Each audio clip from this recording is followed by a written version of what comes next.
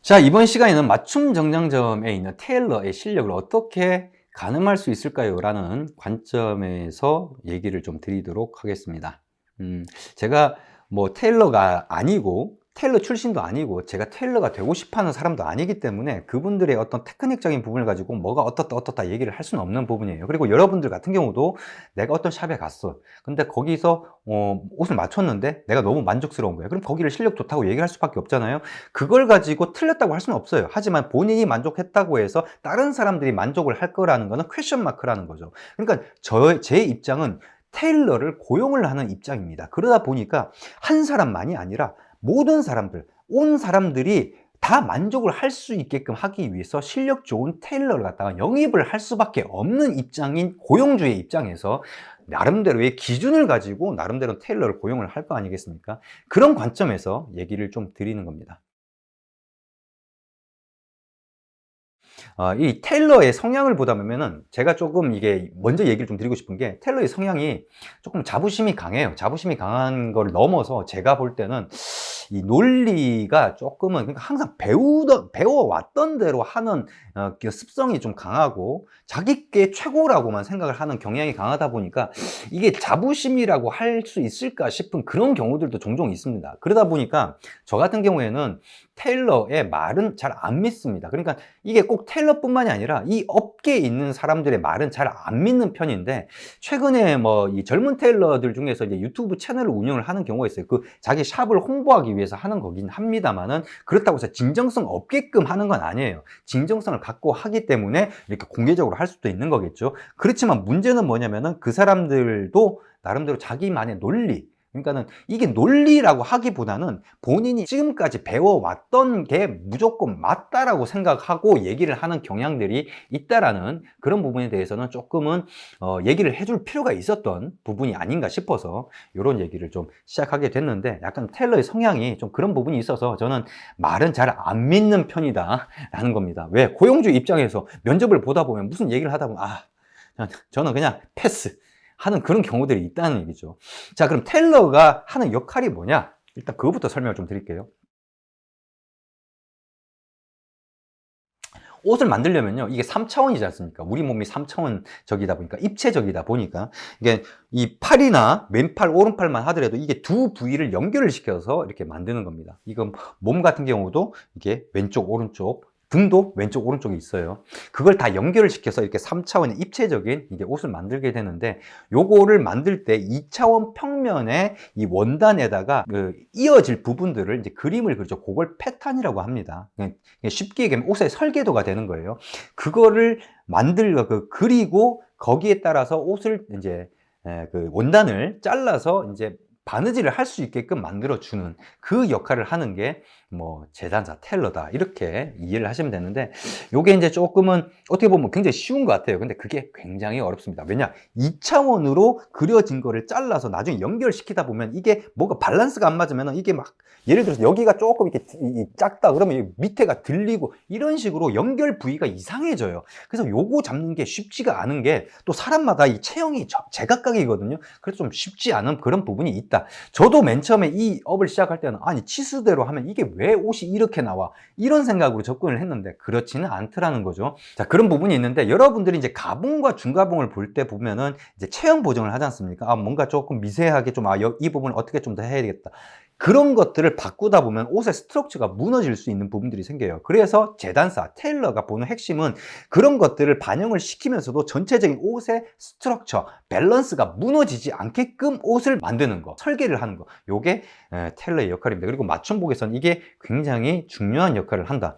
사실 유호원픽 같은 경우에는 처음에는 이제 수미주라 중심으로만 하다가 그 다음에 이제 비스포크를 하기 시작하면서 이제 나름대로는 이제 공방 대표한테 그런 것들을 좀 가봉이나 이런 것들을 맡겼다가 시행착오를 겪고 그러다가 이제 외부 테일러를 이제 쓰다가 또 시행착오를 겪고 그러면서 이제 지금은 이제 내부에 재단사 선생님이 따로 계시기 때문에 이제 고용을 해서 이제 쓰고 있는 입장인데 그렇게 하면서 뭔가 시행착오를 겪으면 계속 업그레이드를 해왔어요. 업그레이드를 해오면서 느낀 부분들이 있죠.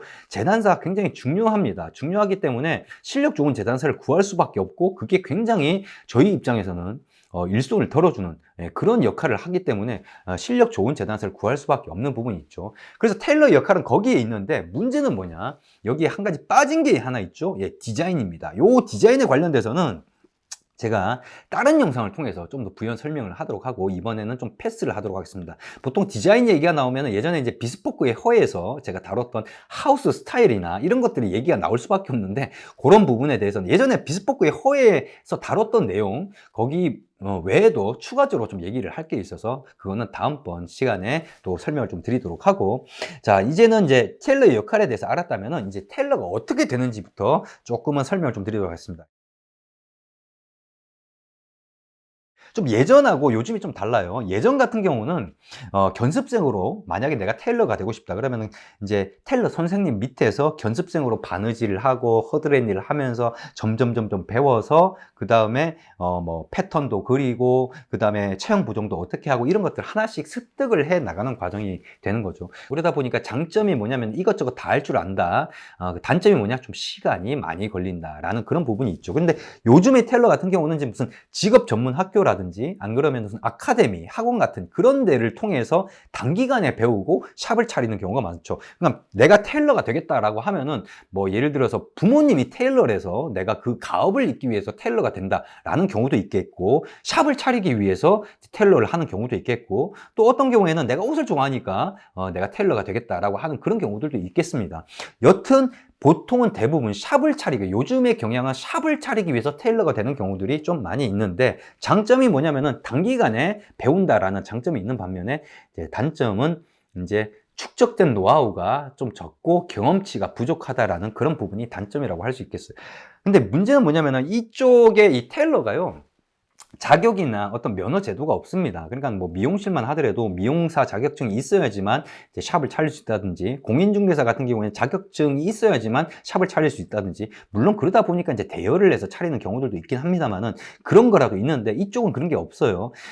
이 국가 시험 중에서 양복 산업기사라고 하는, 그러니까 우리 그 아마 그 대학교 다니시는 분들은 아실 거예요. 산업기사, 기사, 요런, 예전에는 이제 보통 기사 1급, 2급으로 나눠졌었죠. 그 위에 이제 기술사가 있고 그 밑에는 이제 기능사가 있는 거죠.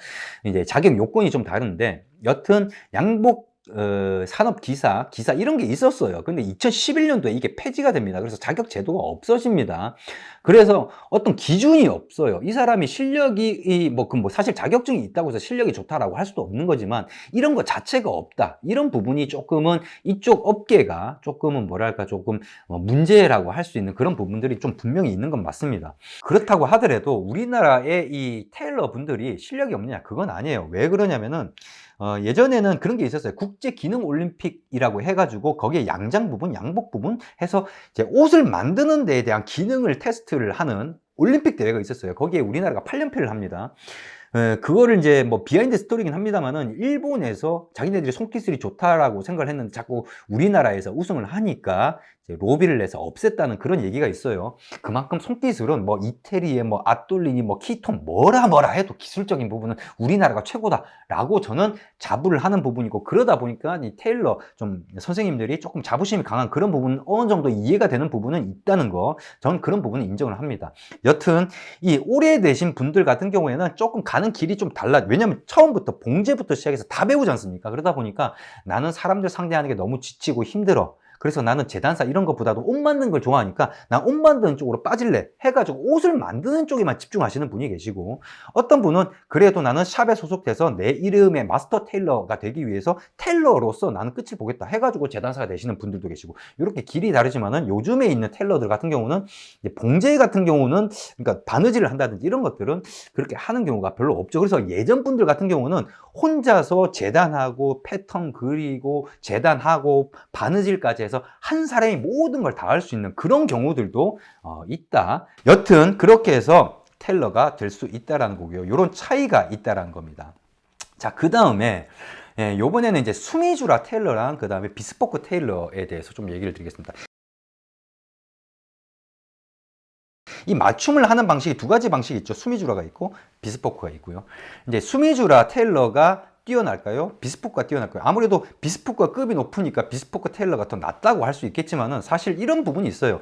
그건 테일러는 테일러야. 근데 본인이 어떻게 돈을 벌 것인가에 대해서는 좀 선택의 기록에 있는 거죠. 수미주로 같은 경우는 어떤 정형화된 거에서 물량을 많이 쳐서 돈을 버는 방식이고, 비스포크 같은 경우에는 본인이 하나하나 한 사람의 어떤 패턴을 제작을 해서 옷을 만드는 방식이고, 당연히 비스포크가 급은 높습니다만 약간 좀 그런 차이가 있어요. 그래서 저는 그걸 가지고 테일러의 실력을 평가하기엔 좀 그렇긴 합니다만은, 수미주라 테일러 같은 경우는 수미주로만 전문적으로 하는 테일러 같은 경우는 보통 샵에 있지 않고 보통 공방이 있습니다. 공방에 있어서, 공방 같은 경우가 예를 들어 수미주라라고 하더라도 정해진 패턴을 가지고 옷을 제작을 한다고 하더라도 문제는 사람마다 이 체형, 신체 치수가 이런 것들 부위의 치수가 다 다르고 체형 보정 사항이 다르기 때문에 주문을 넣는 부분에 있어서는 치수나 이런 것들이 똑같을 수가 없어요. 그러다 보니까 원래 있는 패턴에서 수정을 해야 되지 않습니까?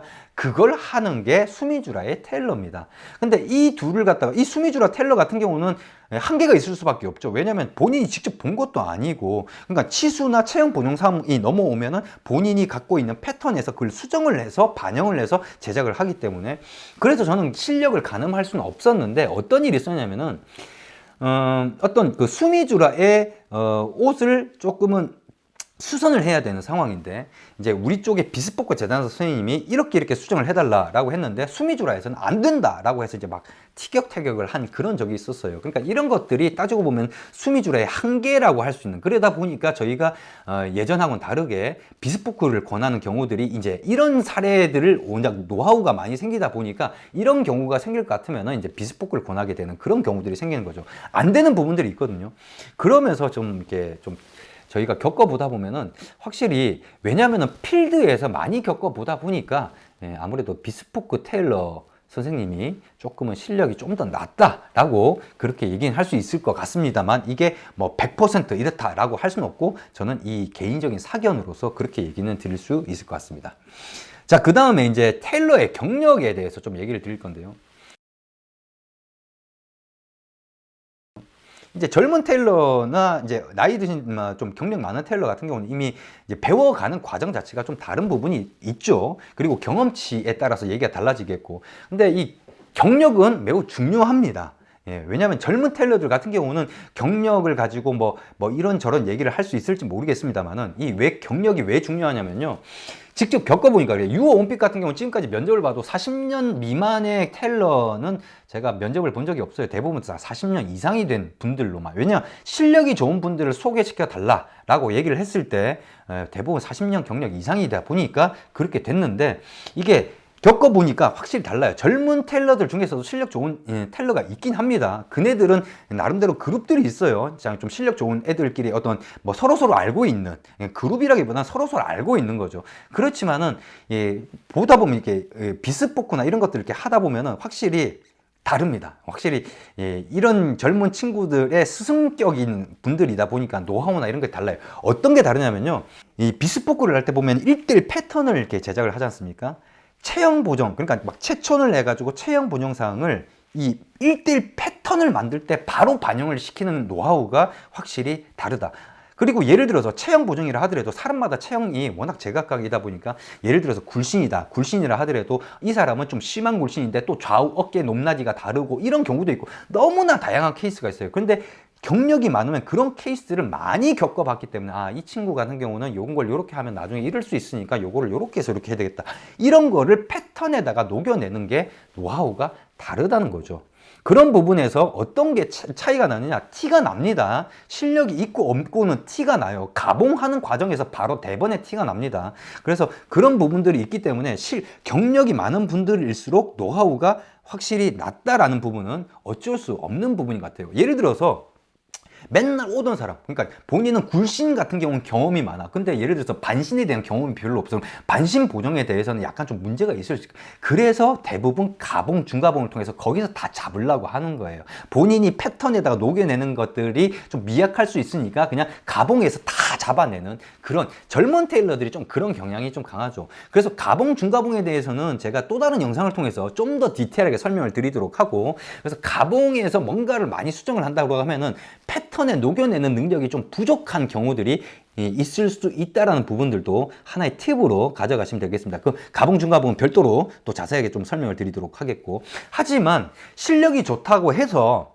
또 이런 건 있습니다. 아무리 실력이 좋아도 한 번에 그냥 1대1 패턴에다가 다 녹여내서 100% 어떻게 뭔가를 이렇게 나오게 하는다? 그건 임파서블입니다. 그러다 보니까 그 분들도 가봉과 중가봉을 볼 수밖에 없는 부분들이 있는 거죠. 그래서 여튼 실력이 있으신 분들 같은 경우는 이 노하우가 다른 것 같아요. 그리고 최근에도 어떤 사례가 있었냐면은 수미주라 쪽에서는 이걸 이렇게 해야 된다라고 했는데 저희 쪽 비스포크 재단 선생님은 이건 그게 아니라 이거는 이런 문제이기 때문에 이걸 이렇게 해야 된다라고 했는데 저희 나름대로는 저희는 선택을 할 수밖에 없었죠. 이걸 할까 저렇게 할까. 근데 이쪽은 나름대로 외부잖아요. 외부 얘기는 되도록이면 좀 뭐랄까 참조만 하려고 하는 이유가, 외부에서 나오는 얘기는 그네들 입장일 경우가 있어요. 그러니까 그쪽에서의 입장, 그러니까 본인들이 예를 들어서 그렇다고 꼭 그 공방이 그렇다 이런 건 아니지만은 본인들이 일을 쉽게 하기 위해서 하는 뭐 입장이라든지 이럴 수 있는 부분도 있거든요. 많이 겪어봤기 때문에. 공방들 중에는 그런 공방들도 있거든요. 그러다 보니까 그런 것들을 겪어보다 보니까 그럴 수 있는 여지가 있기 때문에 나름대로는 저희 쪽 비스포크 재단 선생님의 말을 들었는데 그게 맞았던 거죠. 그러니까 그런 경우들이 있는 것처럼 약간은 뭐랄까 경력에서 오는 그런 부분들은 굉장히 좀 다릅니다. 그러니까 좀 더 문제 없는 걸 빨리 캐치를 해서 바로 이렇게 뭔가를 할 수 있는 그런 데에 노하우가 있기 때문에, 그래서 그런 부분들도 있는 거죠. 근데 문제는 뭐냐? 경력도 경력 나름입니다. 예를 들어서 웨딩 쪽, 그러니까 예복만 전문적으로 하는 그런 분들 같은 경우는 이게 한 달에 뭐 옷 벌수가 엄청나게 많습니다. 뭐 100벌, 200벌 막 이렇게 하거든요. 그러니까 그 정도로 쳐내려면요, 이게 한 옷에 신경을 쓸래야 쓸 수가 없는 시간이죠. 왜냐면 그런 데는 이게 재단사를 그렇게 많이 최대한 맥시멈으로 이렇게 굴리거든요. 그러다 보니까 그런 부분에서 나오는 이제 경력, 이런 데서 나오는 경력이 뭐 10년이다. 같은 10년이라 하더라도 그런 경력이랑 그다음에 제대로 된 어떤 비스포크 샵에서의 10년 경력이랑은 조금 다를 수 있다라는 그런 부분들이 있는 거죠. 그래서 보통 이제 텔러 선생님들 같은 경우는 이제 출신을 많이 언급을 하죠. 내가 어디 출신이다. 왜냐면은 이런 경력만 가지고는, 왜냐면 대부분 다 이제 오래되신 분들은 다 이제 뭐 40년 이렇게 하다 보니까 그런 분들 같은 경우에는 이제 뭐 다들 연수로만 가지고는 차별화가 안 생기잖아요. 그러다 보니까 출신을 많이 언급합니다. 그러다 보니까 출신 같은 경우는 그런 부분에서 여러분들이 출신, 뭐 예를 들어서 어떤 이 테일러의 역사를 알다 보면은 그런 출신에 대한 정보만 든다 하더라도 어느 정도 인포메이션을 얻을 수 있는데, 문제는 크로스 체크를 해봐야 돼요. 예를 들어서 그 어느 출신이라고 그러는데 그 출신이 거기서 한 달 있다가 잘린 사람일 수도 있죠. 그런데 그 한 달 일하고 잘렸는데 나 거기 출신이다 이렇게 얘기할 수도 있는 거거든요. 그러니까 그런 것들은 또 크로스 체크를 해봐야 되기 때문에 여러분들이 어떻게 체크를 할 수 있는 사항은 아니다는 거죠. 자, 그래서 좀 정리를 해드릴게요. 이제 가리는 팁을 좀 얘기를 드리면은, 일단 젊은 테일러가 있다라고 하면요, 일단은 경험적인, 그건 어쩔 수가 없어요. 경험에서 오는 그 부분은 절대적인 시간이 있지 않는 이상은 그런 노하우를 얻기가 힘들죠. 본인은 그러면 뭐 예를 들어서 손님이 왔는데 나는 지금 이제 반신을 많이 안 해봤기 때문에 반신이 손님이 와야 되는데 손님을 본인이 선택할 수 있습니까? 오는 사람 그냥 옷을 맞춰줘야 되지. 그러다 보니까 시간이 걸려야지만, 그런 같은 반신이라 하더라도 워낙 체형의 어떤 그런 것들은 다양하기 때문에 경험치가 녹여져야 된다는 거고, 그런 것들을 접목을 했을 때 이런 일이 있더라. 그러면 이런 것들을 다음번에 이렇게 해봐야지. 이런 노하우가 많이 쌓여야지만 한 번에 뭔가 반영이 될 수 있다. 그렇지 않은 경우는 그래서 가봉으로 모든 걸 다 끝내려고 하는 그런 경향이 있는 거죠. 젊은 테일러들 같은 경우는.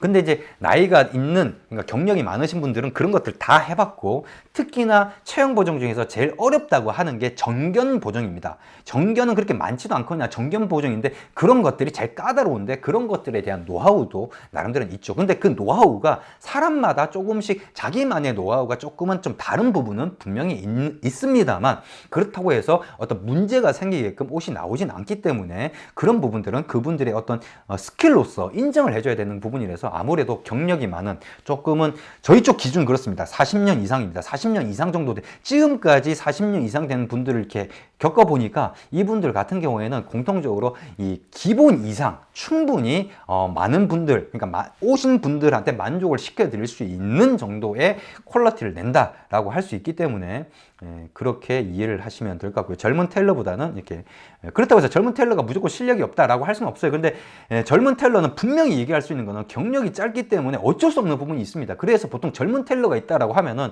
뭘 체크를 해봐야 되냐면은 마스터 텔러, 그러니까 나이 드신, 그러니까 연세가 있고 경력이 많은 텔러가 있고, 이 텔러는 보조 텔러, 그러니까 그 선생님 밑에서 계속해서 뭔가를 배워나가는 텔러다. 이러면 얘기가 다른데, 그게 아니다고 하면은 그런 부분에서는 미약할 수밖에 없는 거예요. 그거는 어쩔 수가 없어요. 시간은 흘러야지만 되는 거지. 그건 어쩔 수 없어요. 자기가 아무리 뭔가를 하려고 해도 어쩔 수가 없는 부분들이 생기는 거죠. 그래서 일단 첫 번째는 그거고요. 그러니까 경력을 많이 좀 봐야 되는 부분이고요. 두 번째는 실력이 좋은 분들 같은 경우에 아까 제가 뭐라고 했습니까? 패턴을 만들 때 체형 보정상이나 이런 것들을 바로 다 반영을 시킨다고 했지 않습니까? 그래서 실질적으로 비스포크를 제작할 때 보면 저희 쪽에서 이제 패턴이라고, 이제 1대1 패턴이라고 하는 게, 비스포크를 제작한 사람들은 다 1대1 패턴이 있어요. 그러니까 그 분들이 채촌을 할 때는 채촌하는 부위가 많이 다릅니다. 매우 세밀한 부분까지 채촌을 하죠. 그런 것들을 하는 이유가 뭐냐? 패턴에 다 녹여내기 위해서 그걸 하는 건데, 이런 부분이 좀 미약하다 보니까 어떻게 합니까? 일단 패턴은 이렇게 만들어 놓고 입혀 놓고 나서 막 수정을 하죠. 예. 그런데 노하우가 없다 보니까. 그러니까는 가봉에서 뭔가를 많이 한다, 수정이 많다라고 하는 거는요, 꼭 그렇다라고 할 수는 없다 하더라도, 굉장히 그럴 가능성이 높죠. 뭐냐면 패턴을 좀 제대로 못 만들었다라는, 그게 본인한테 좀 더 잘 맞게 하기 위해서 신경을 많이 쓴다. 그러려면 채촌 자체를 세밀하게 할 필요가 없는 거죠. 그렇기 때문에 가봉에 뭔가를 많이 했다라고 하는 거는 이제 패턴에 녹여내는 게 좀 부족했다. 그러니까 좀 실력이 조금은 좀 떨어질 수 있다. 그런 경우가 보통 이제 젊은 테일러들에서 많이 나오는 경우다라고 이해를 하시면 될 것 같습니다. 이렇다고 해서 무조건 다는 아니에요. not all입니다. 100%는 아니기 때문에 이런 감을 가지고 이렇게 보시면은 되지 않을까 싶습니다.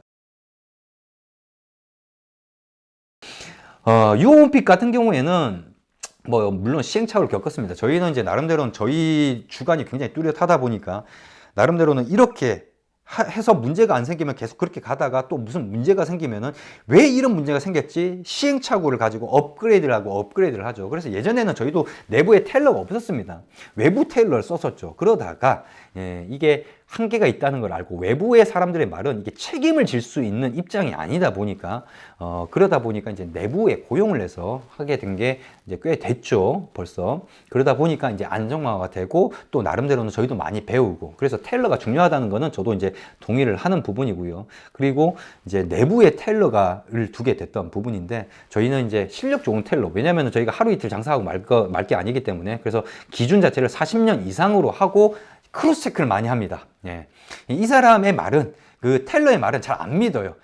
다른 데서 이렇게 물어보면서 이렇게 하고, 좀 요즘에는 그래도 어느 정도 안정화되고 그러다 보니까 이제 나름대로 추천도 해주시고, 왜냐, 요즘이 이 맞춤 쪽의 경기가 이렇게 좀 좋지가 않은 것 같아요. 그러다 보니까 실력 좋은 텔러 분들 중에서 지금 쉬고 계시는 분들 많다고 합니다. 그래서 얼마든지 실력 좋은 사람들은 소개시켜 줄 수 있다. 그러니까는 나름대로 잘 보고, 나름대로 좋은, 기본적으로 이 정도 이상 되는 사람들 소개시켜 줄 테니 나름대로 보고 본인 쪽하고 유홈핏하고 잘 맞는 데랑 매칭을 해라, 이렇게 얘기를 해주시면서 소개를 시켜주는데, 그만큼 이제 좀 뭐랄까요, 좀 그래도 유홈핏이 조금은 신뢰를 얻었던 부분들이 있어요. 저희가 하는 걸 보면서 뭐 예를 들어서 뭐 비스포크나 이런 쪽 공방에서도, 야, 이런 마진 가지고 이렇게 하면은 진짜 어떻게 살아남느냐, 너무 마진이 박하다, 이렇게 해가지고 뭐 어떻게 남겨 먹느냐, 물량이 많지 않은 이상은 이거는 힘들다라고 하는데, 비스포크 재단사 선생님을 구하는 것도 나름대로 투자라는 개념에서, 왜 제대로 된 옷을 만들기 위해서 투자라는 관점에서 저희는 이제 내부에 두게 되는 거고, 그걸로 저희가 손해를 본다고 할지라도 할 수밖에 없는 거죠. 제대로 된 옷을 만들기 위해서 그렇게 했던 거고, 그런 것들을 알다 보니까 나름대로 많이 도와주시는 분들이 그래도 우리가 그런 생각을 가져서 그런지 그런 분들이 점점 이렇게 붙게 저희 옆에 계시다 보니까 이제 조금은 수급하는 데 있어서는 어려움이 없는 그런 부분이 있고, 지금의 테일러 선생님 같은 경우도 저희가 이제 겪어보면서 이제 쭉 이렇게 나오는 결과물이나 이제 하는 거라든지, 그리고 저희가 물어봤을 때 피드백을 하는 거라든지 이런 것들을 보면서 실력이 있다는 게 어느 정도 이제 되다 보니까 마음이 이제 안심이 되는 그런 부분이 있습니다. 그래서 저희는 일단 40년 미만은 일단은 생각을 안 하고 있고, 40년 이상을 좀 기준으로 하고 있고, 좀 업계에 크로스 체크를 하면서 좀 추천을 많이 받아서 좀 진행을 하고 있다라는 부분이고요. 그 다음에 채촌 자체도 굉장히 세밀합니다.